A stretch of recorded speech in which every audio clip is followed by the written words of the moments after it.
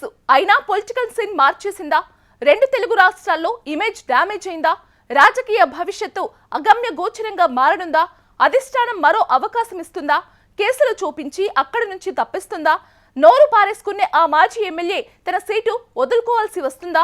ఇదే అదనుగా ప్రత్యర్థి పార్టీ నేతలు నియోజకవర్గంలో దూసుకెళ్తున్నారా? సందిట్లో సడేమియా అంటూ సొంత పార్టీ నేతలు సైతం ఈ సీటు మాయం చేసేందుకు పావులు కదుపుతున్నారా?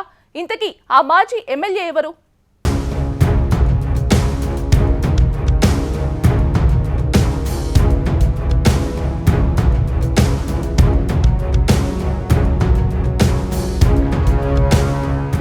పల్నాడు జిల్లా వినుకొండ నియోజకవర్గం అసలు సిసలైన రాజకీయ వర్గపోరుకు చిరునామా. ఇక్కడ 2019లో వైసీపీ నుంచి బొల్లా బ్రహ్మనాయుడు పోటీ చేసి గెలుపొందారు. గెలిచిన తర్వాత ఆయన దూకుడే ఆయనకు శాపంగా మారిందని టాక్. ఎన్నో వివాదాలు, మరెన్నో లిటిగేషన్లతో 5 ఏళ్లు పూర్తి చేశారు. 2024 ఎన్నికల్లో టీడీపీ సీనియర్ నేత జీవి ఆంజనేయులు చేతిలో పరాజయం పాలయ్యారు.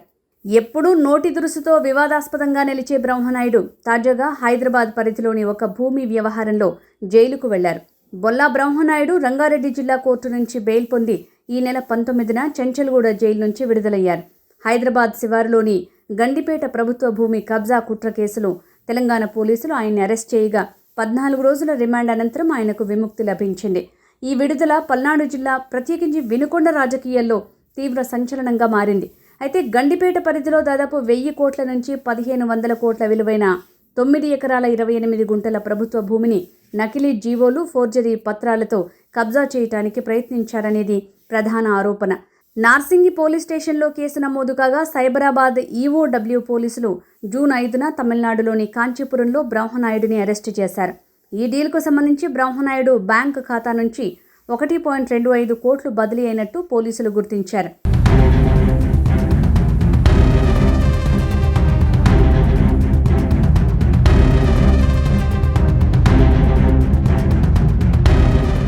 బ్రహ్మనాయుడు జైలు నుంచి విడుదలై నరసరావుపేటలోని తన స్వగృహానికి చేరుకోగా మాజీ మంత్రి విడుదల రజని, జిల్లా working president doctor Gopireddy Srinivasareddy ఆయన్ని పరామర్శించారు.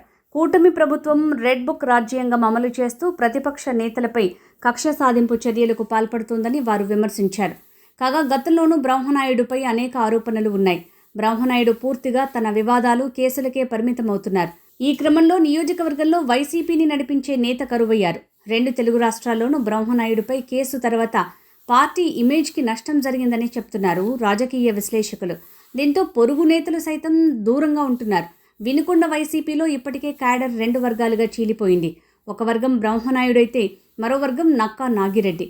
ఈ క్రమంలో బ్రహ్మనాయుడుపై సొంత పార్టీలో అసంతృప్తి.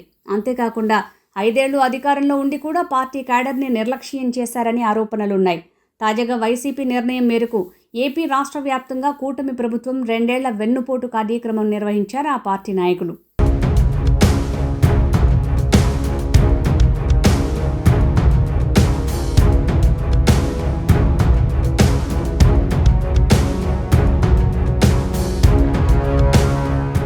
వైసీపీ అధిష్టానం ఆదేశాల మేరకు మాజీ ఎంపీ మోదుగుల వేణుగోపాల్ రెడ్డి వినుకొండలో జరిగిన కార్యక్రమంలో పాల్గొనడం సంచలనంగా మారింది.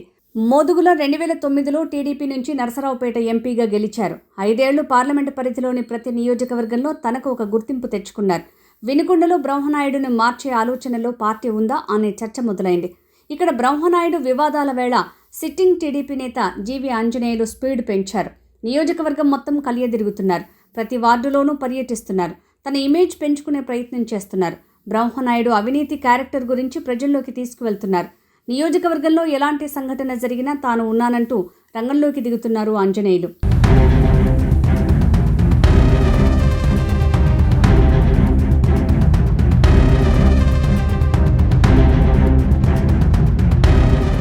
ఇలా వినుకొండ నియోజకవర్గంలో మొత్తం సీన్ మారనుందా? అటు విపక్షం దూకుడు, ఇటు స్వపక్షంలో చోటు చేసుకుంటున్న పరిణామాలతో బ్రహ్మనాయుడు ఉక్కిరిబిక్కిరవుతున్నారన్న టాక్ రీసౌండ్ చేస్తోంది.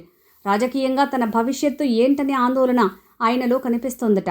అయినప్పటికీ తాను ప్రాణమున్నంత వరకు వైసీపీలోనే ఉంటారని స్పష్టం చేయడంతో రాబోయే రోజుల్లో పల్నాడు ప్రాంతంలో అధికార కూటమి, వైసీపీల మధ్య రాజకీయ యుద్ధం మరింత తీవ్రం కానుందని స్పష్టమవుతోంది. మరి వైసీపీ అధినాయకత్వం బ్రహ్మనాయుడిని పక్కన పెడుతుందా లేక కొనసాగిస్తుందా అనేది కొద్ది రోజుల్లో స్పష్టత వచ్చే అవకాశం ఉంది.